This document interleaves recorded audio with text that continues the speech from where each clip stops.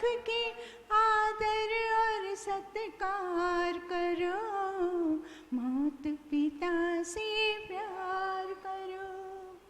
सेवा कर आशीष से अपनी झोली बारंबार भरो, मात पिता से प्यार करो।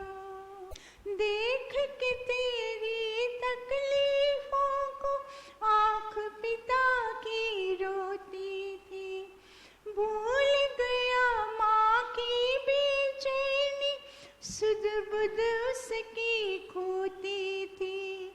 भूल गया माँ की बेचैनी, सुध बुध उसकी खोती थी। उनके एहसानों को मानो, खुद पर यह उपकार करो, मात पिता से प्यार करो, उनके प्यार करो। कर्तव्यों को दिल में रख कर आदर और सत्कार करो, मात पिता से प्यार करो। पकड़ पकड़ के जिनकी उंगली तूने चलना सीखा था, पकड़ पकड़ के जिनकी उंगली तूने चलना सीखा था, जिनके आशीर्वचनों से मंजिल पर चढ़ना, मीठे वचन बोल कर उनसे उत्तम तुम व्यवहार करो, मात पिता से प्यार करो। मीठे वचन बोल कर उनसे उत्तम तुम व्यवहार करो, मात पिता से प्यार करो। सेवा कर आशीष से अपनी झोली बारंबार भरो, मात पिता से प्यार करो। माँ धरती का धीरज है और पिता नभ की ऊंचाई है, करुणा ममता क्षमा भावना नस नस उनकी समाई है। माँ धरती का धीरज है और पिता नभ की ऊंचाई है, करुणा ममता क्षमा भावना नस नस उनकी समाई है। हो के समर्पित शुभ चरणों में, अर्पित शुभ चरणों में वंदन तुम हर बार करो, मात पिता से प्यार करो। सेवा कर आशीष से अपनी झोली बारंबार भरो, मात पिता से प्यार करो। सूरज सा तप कर दोनों ही सुख उजियारा करते हैं, सूरज सा तप कर दोनों ही हरते हैं। बच्चों के जीवन के दुख को मिलकर दोनों हरते हैं। कभी कभी उनके हित में भी आँखों को दिन चार करो, मात पिता से प्यार करो। उनकी आज्ञा पालन करके अपना बेड़ा पार करो, मात पिता से प्यार करो, से प्यार करो। सेवा कर आशीष से अपनी झोली बारंबार भरो, मात पिता से प्यार करो, मात पिता से प्यार करो।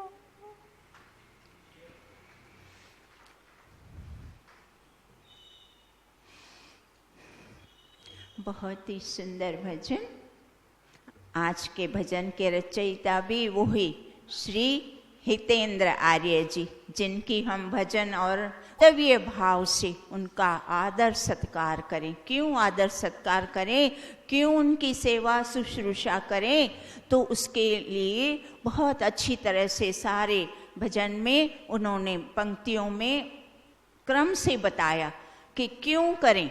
माता पिता की सेवा शुश्रूषा प्रेम से क्यों करें, भाव से क्यों करें, क्यों उनका आदर करें, मान करें, सत्कार करें, उसके कारणों को कितनी सुंदरता से याद दिलाए हैं। संतानों को याद दिलाया, इसलिए करो क्योंकि देखो जब बच्चे थे तुम लोग तो तुम्हारी सारी तकलीफों को कैसे दूर करना उनका भरसक प्रयत्न करते रहे दोनों मिलकर, और तुम्हें सुख पहुंचाने का उन्होंने हर तरह से प्रयत्न किया। फिर आगे बता दिया, उंगली पकड़ पकड़ के कैसे बचपन से तुम्हें चलना सिखाया, बोलना सिखाया, खाना पीना शिक्षा दिलवाई, स्कूल कॉलेजों में तुम्हें हर तरह से योग्य बनाया, और बहुत ही सुंदर शब्दों का प्रयोग और कितनी अच्छी संज्ञा। माँ को धरती की संज्ञा दी और पिता को नभ की ऊंचाई। माँ शांति से कुछ भी कहे बगैर ढोती है, बोझ ढोती है, वैसे ही माता भी सारी उम्र गर्भधान से लेकर जब तक बालक बड़ा न हो जाए, बच्चा बड़ा भी हो जाता है, शिक्षावान न हो जाए, तब तक उसको उपदेश करती है, उसकी छोटी छोटी भूलों को क्षमा करती है, उसको सही और गलत का फर्क सिखाती है, सब कुछ सारा कुछ नैतिकता सब कुछ सिखाती जाती है, उपदेश करती है।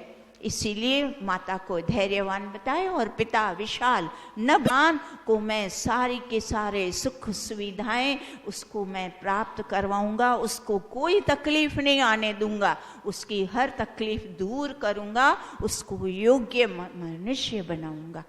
तो इस तरह से, और जैसे सूर्य की उपमा दी, सूर्य क्या करता है, स्वयं तपकर आग में जलकर सारी सृष्टि इसीलिए जीवित होती है।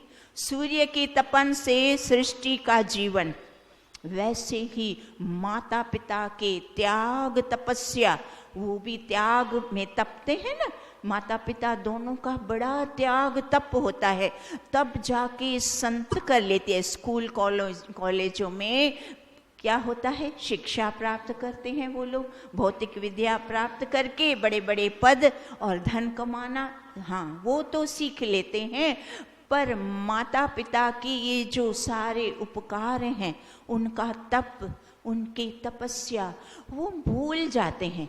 बचपन में कैसे हम बड़े हुए, क्या क्या कष्ट उठाकर माता पिता ने हमें इस योग्य बनाया, वो भूल जाते हैं। वो क्यों भूल जाते हैं, तो हमारे वेद शास्त्र ऋषि मुनि, मैं ऋषि दयानंद सरस्वती ने बता दिया, पिता और आचार्य तीनों क्या हैं, जब उत्तम शिक्षक हैं। ये शतपथ ब्राह्मण में एक श्लोक आता है, मातृवान पितृवान आचार्यवान पुरुषो वेद, अर्थात जिस संतान को माता पिता और आचार्य दोनों उत्तम शिक्षक के रूप में मिलते हैं, वो संतानें एकदम से शिक्षावान और ज्ञानवान बनती है। क्योंकि आप देखिए, जो माता पिता, आज माता पिता क्या करते हैं, कॉलेजों में लाखों रुपया खर्च करके उनको शिक्षा दिलवाते हैं, पर आज की जो भौतिक शिक्षा है वो केवल धन कमाने तक सीमित रह गई है। उस शिक्षा से, भौतिक शिक्षा से जो हमारी संतान है वो धन कमाना तो सीख जाती है, पद भी प्राप्त कर लेती है, व्यापार धंधा सब कुछ सीख लेती है, पर उनके अंदर जो चरित्र, नैतिकता, सत्यता, नम्रता, ये सारे जो गुण हैं वो गुणों से तो वो रहित होता है। हमारी सारी संतानें में होती थी तो दोनों विद्याओं का समन्वय होता था। व्यक्ति धन भी कमाएगा और व्यक्ति चरित्रवान भी बनेगा, सत्यवान बनेगा, नैतिकता उसके अंदर कूट कूट के कर्तव्य निष्ठ बनेगा। वो पहले की शिक्षा संतानों को कर्तव्य में निष्ठता, एकदम से कर्तव्य हर तरह से। देखो यहाँ भी पहला शब्द क्या है? कर्तव्य। कर्तव्य भाव माता के लिए, पिता के लिए, गुरु के लिए, आचार्य के लिए, समाज के लिए, देश राष्ट्र पूरे विश्व का।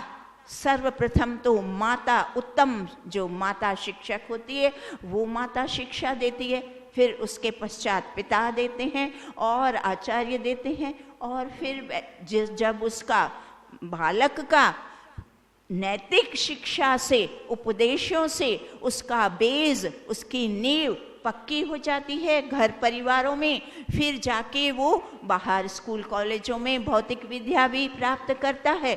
तो एक नेक मनुष्य, नेक डॉक्टर, नेक इंजीनियर, नेक व्यापारी, सब कुछ नेकता, उसमें नेकी शामिल होती थी। और आज का तात्पर्य वो समझ नहीं पाते, मोह में फंसकर, मोह के वश होकर के वो उनकी सारी इच्छाएं भी पूर्ण करते हैं, उनके ऊपर पूरा खर्चा भी, बहुत अधिक धन लुटाते हैं, उनकी शिक्षा में धन लुटाते हैं। एकाकी उन्होंने क्या, माता पिता ने समन्वय छोड़ दिया, भौतिक शिक्षा में उनको निपुण करते हैं, सारा पैसा, सारा समय उनको बोलते हैं बस तुम एक अच्छे से डॉक्टर बन जाओ, इंजीनियर बन जाओ, बड़े बड़े व्यापारी बन जाओ, बड़ी बड़ी ऑफिसों में तुम पद प्राप्त करो और मोटी मोटी तनख्वाहें लाओ। तो माता पिता के साथ साथ जब माता पिता उनको सच्ची शिक्षा, धार्मिक शिक्षा, आध्यात्मिक शिक्षा, उससे तो उन लोगों ने उसको वंचित कर दिया। उसको ना तो सत्संग में लाना, ना स्वाध्याय कराना, ना ही कोई हवन यज्ञ करवाना, कुछ भी उनको आध्यात्मिक धार्मिक शिक्षा दी नहीं। धार्मिक शिक्षा से मनुष्य का चरित्र बनता है, वो नैतिकता, सत्यता, नम्रता, कर्तव्य का भाव उसके अंदर, वो ही विद्या जगाती है। सीखना, सेवा कहीं भी सेवा प्रेम भाव से नहीं हो रही, उपकार समझकर। उनके साथ आप देखिए कैसा कठोर व्यवहार होता है ना। आज माता पिता के लिए आदर सत्कार कहाँ रह गया है। मैंने तो चारों तरफ यही देखा, माता पिता के साथ डांट डपट, इतनी कठोर वाणी उनके साथ, और 4 व्यक्तियों के समक्ष भी। क्यों? क्योंकि आदत हो गई है ना, वो उनका स्वभाव बन गया है कि माता पिता के साथ तो ऐसा ही व्यवहार करते हैं। तो फिर जो अकेले में जैसा व्यवहार करते हैं, तो अचानक से कोई व्यक्ति होता है उनके साथ, तो भी वो आदत अनुरूप वो वैसी इज्जत मिट्टी में मिला दी। तब उनको भान होता है। शुरू में उनको यह बात समझ नहीं आती कि बच्चों को जो डॉक्टर इंजीनियर पद पहुंचाना आपका कर्तव्य था कि इनको बड़े बड़े पद पे हम पहुंचाएं, पर उसके साथ उनको हम संस्कार दें, वो संस्कार देना भूल गए, उनको जरूरी नहीं समझा। वो क्या समझते हैं, पहले पढ़ लिख कर डॉक्टर इंजीनियर बन जाए, ये सब तो बाद में होता रहेगा, वो ये समझते हैं। पर वास्तव में बाद में फिर ये कुछ भी नहीं होता। बच्चा एकदम से वो इतना उनको होता है कि पूछो मत, अपने से ज्यादा वो किसी को बड़ा समझते ही नहीं, उच्च उत्तम समझते ही। वो समझते मैं ही हूँ पढ़ा लिखा, मैं ही हूँ सब कुछ, ये अनपढ़ गंवार, इनको कुछ नहीं आता। इसीलिए वो उनको बस इस दृष्टि से हीन भाव से देखते हैं और फिर उनका आदर मान सम्मान कर ही नहीं पाते। उनके अंदर वो भाव उत्पन्न ही नहीं होते, जैसे तैसे बस वो भार बोझ हैं हमारे सिर पर और उनका बोझ उठा रहे हैं। कई जगह पे तो वो बोझ भी इतना अधिक बोझ बन जाता है कि आज आप देखते हो सब जगह वो अनाथाश्रम बन गए ना। अथर्ववेद का मंत्र 6 मंत्र हैं परिवार के लिए, पूरा सूक्त है, वो हमने पहले अच्छी तरह से किया हुआ है। उस 6 के 6 मंत्र में परमपिता परमेश्वर परिवार में सदस्य कैसे रहें वो बताते हैं। प्रथम मंत्र में क्या बताते हैं कि माता पिता संतानों के साथ कैसा व्यवहार करें। फिर दूसरे मंत्र में बताते हैं कि संतान माता पिता के साथ कैसा व्यवहार करे। तीसरे मंत्र में बताते हैं भाई बहन आपस में एक दूसरे के साथ कैसा व्यवहार करें।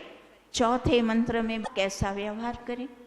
और छठे मंत्र में बताते हैं कि पूरे घर के सदस्य आपस में एक दूसरे के साथ कैसा व्यवहार करें। तो वो एक सुंदर अलंकार के रूप में बताया, एक दृष्टांत। क्या दृष्टांत दिया ईश्वर ने, क्या बताया कि बहुत सुंदर बात है भैया, आप सुनिएगा और सबको पहुंचनी चाहिए ये वेद की बात। तो ईश्वर ने 6 मंत्रों के माध्यम से यह बात बताई, दृष्टांत देकर समझाया। मंत्र में ही यह अलंकार है, उपमा अलंकार। क्या बताया कि जैसे रथ में आरे की तरह रहो। अब इसका अर्थ क्या बनता है कि यह जो रथ का पहिया है उसके बीच में जो नाभि, रथ के बीचों बीच में जो आरे होते हैं वो एक दूसरे से सटे होते हैं, एक दूसरे से जुड़े होते हैं। तो उनकी वजह से ये जो रथ का पहिया है वो पूरे रथ का भार उठाने में समर्थ होता है। तब वो उसमें वो सरलता, सुगमता आती है। सारे रथ के भार को उठाने का जो सामर्थ्य उनकी वजह से होता है, जब सारे आरे के लिए। वैसे ही ईश्वर बोलता है बस तुम सब इस रथ के पहिए में जो नाभि में जो आरे एक दूसरे के साथ जुड़े हैं ना, तुम भी सारे सदस्य एक दूसरे के साथ आरों की तरह सट के रहो, जुड़े रहो, प्रेम प्यार से रहो। एक दूसरे के प्रति हमारा क्या क्या कर्तव्य, कैसा कैसा व्यवहार करना, उत्तम व्यवहार करना, श्रेष्ठ व्यवहार करना, तब एक परिवार का विकास, पूरे परिवार का एक एक सदस्य का विकास, सुख शांति। बस मेरी तकलीफ, मेरी समस्या, मुझे सुख, मेरा सब कुछ होना चाहिए, बाकी दूसरों का वो जाने, वो अपना अपना सब कर ले। तो उससे फिर घर परिवार की सुख शांति नहीं बनती। फिर वो परिवार तितर बितर आप देखते हैं जैसे तू तेरे घर। क्योंकि इस तरह की जो अव्यवस्था होगी तो फिर एकता नहीं बनेगी। एकता बनाने के लिए प्रेम प्यार अति आवश्यक है। प्रेम प्यार नहीं तो एकता कैसे बनेगी। एकता का बाधक कौन है? स्वार्थ है। जहां सदस्यों में स्वार्थ भावना है, सिर्फ में परिवार, संयुक्त परिवार नहीं रह पाएगा फिर। क्योंकि दूसरे व्यक्ति कब तक ऐसे चलाएंगे ना, हमेशा तो कोई इस तरह की तकलीफ चला नहीं पाएगा।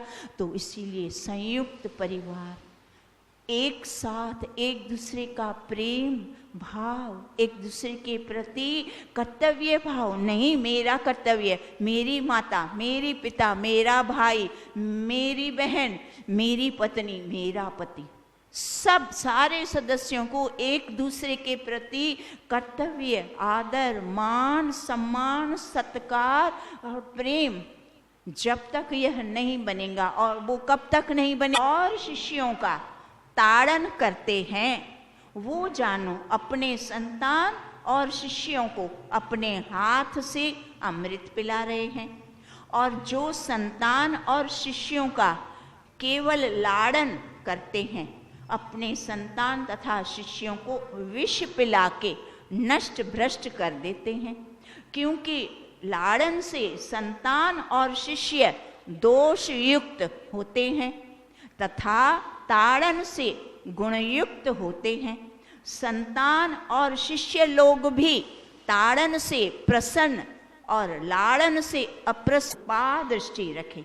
जैसे कुम्हार घड़े का निर्माण करने के लिए अंदर से हाथ रखता है, ऊपर से थप थप हमेशा थपकाते रहना, अर्थात उनकी एक एक छोटी छोटी गलती पे डांटना, चुपचाप चला के नहीं रखना, चुपचाप न चलाना। और आगे देखिए क्या बता दिया, बहुत अच्छी बात बताई, माता पिता आचार्य अपने संतान और शिष्यों को सदा सत्य उपदेश करें और यह भी कहें कि जो जो हमारे धर्म युक्त कर्म हैं उनका ग्रहण करो, जो जो दुष्ट कर्म हो, जो अपने संतान व शिष्यों को तन मन धन से विद्या, धर्म, सभ्यता, नम्रता, उत्तम शिक्षा से युक्त करें।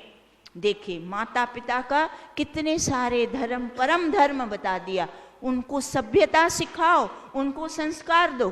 केवल बड़े बड़े पद हासिल कर देने से न आपको कोई लाभ होगा, न समाज को लाभ होगा, न उनको ही कुछ लाभ होगा। ऐसा कटु व्यवहार करने से उनको कोई यश कुछ भी नहीं मिलेगा। अंत में तो उनको भी उनकी संतान फिर उनके साथ वैसा ही कटु व्यवहार करे। से एक एक पौधे का निर्माण करता है, उच्छार करता है, उसकी देखभाल करता है, पर उसके हाथ में एक बहुत बड़ी सी कैंची भी होती है।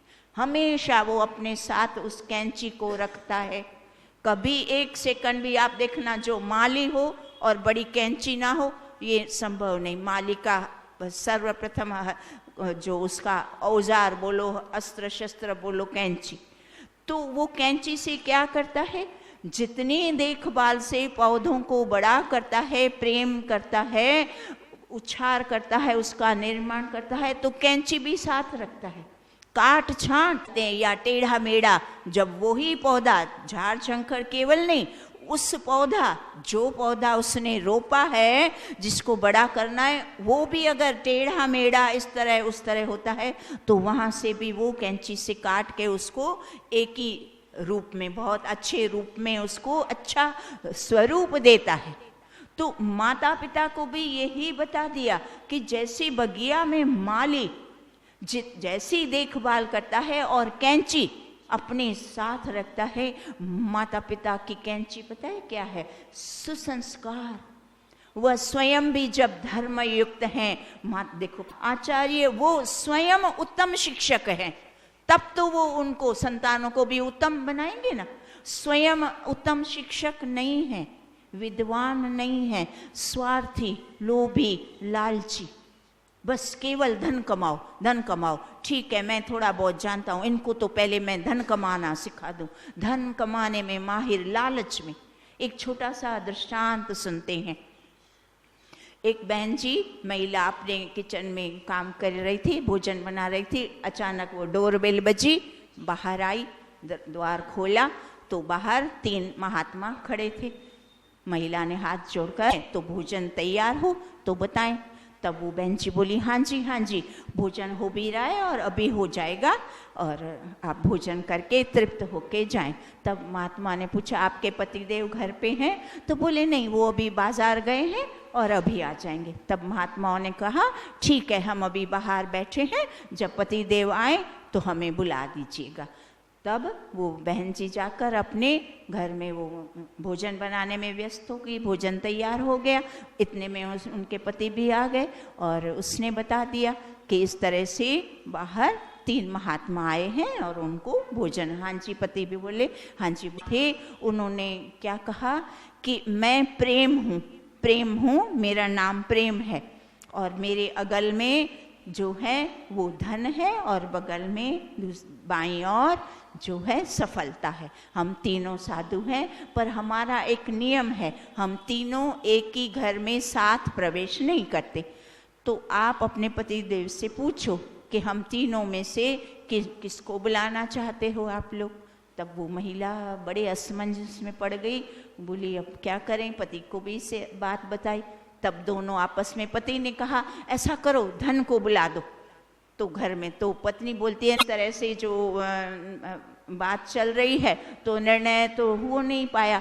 तब वो महिला बाहर आके उन साधुओं को बोलती है, देखिए महात्मा जी, हम दोनों का तो इस तरह से बातचीत चल रही है, हम कुछ निर्णय नहीं कर पाए, तो फिर आप अब धन और सफलता इन दोनों में से आपको जिसको आना है वो अंदर आ सकते हैं। तब तीनों महात्मा पलटकर वापस जाने लगे। तब महिला ने बोला, क्या हो गया, आप क्यों वापस जा रहे हैं, क्यों लौट के जा रहे हैं?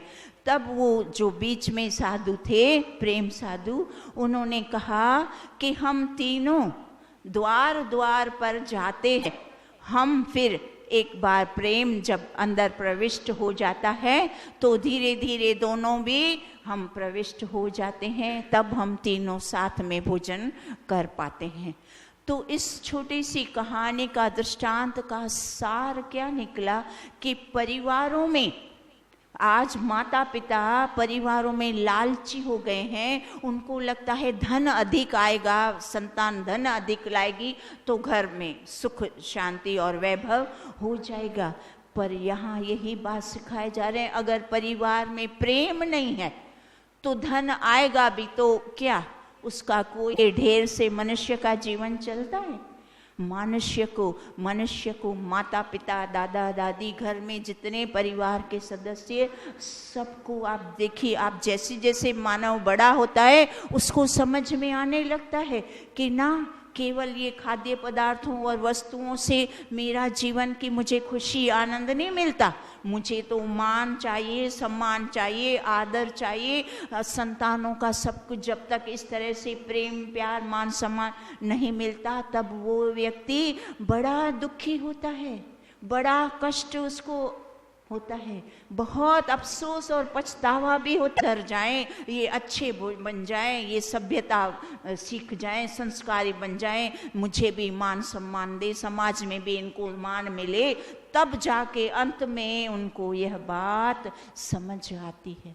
तो हम सबको, इसीलिए हमारे वचन भी अभी तक भी इतनी सुंदर सुंदर जो वेद पढ़ते हैं तो वो उन वेदों का अर्थ समझ करके वैसी रचनाएं भजन के माध्यम से व्यक्ति जल्दी से समझ जाता है, जुड़ जाता है। तो हमें इनकी शिक्षाएं, वेदों की शिक्षाएं, ऋषि मुनियों की शिक्षाओं को लेकर के अपने घर के वातावरण को बदलना, संतान को सब कुछ सिखाइए। यह सच्ची शिक्षा बचपन से दोगे, चलो बड़े बच्चे बड़े हो गए, पोते पोतियों को तो ये शिक्षा दो, यह तो हमारे हाथ में अब रह गया है। पोते पोतियों को सत्संग में क्या वेद ने क्या बता दिया पता है? सब कुछ साथ करो, परिवार मिलके यज्ञ साथ करो, उपासना साथ करो, स्वाध्याय साथ करो, सब कुछ मिलके करो, तब तो पूरा परिवार एक माला में पिरो, माला की तरह बनेगा ना। तो हम क्या, आप सच बताएं, हम क्या साथ कुछ भी साथ करते हैं? आगे का रापः शान्तिरोषधयः शान्ति वनस्पतयः शान्तिर्विश्वे देवा शान्ति ब्रह्म शान्ति सर्वं शान्ति शान्तिरेव शान्ति सामा शान्तिरेधि। ॐ शान्तिः शान्तिः शान्तिः। सर्वेभ्यो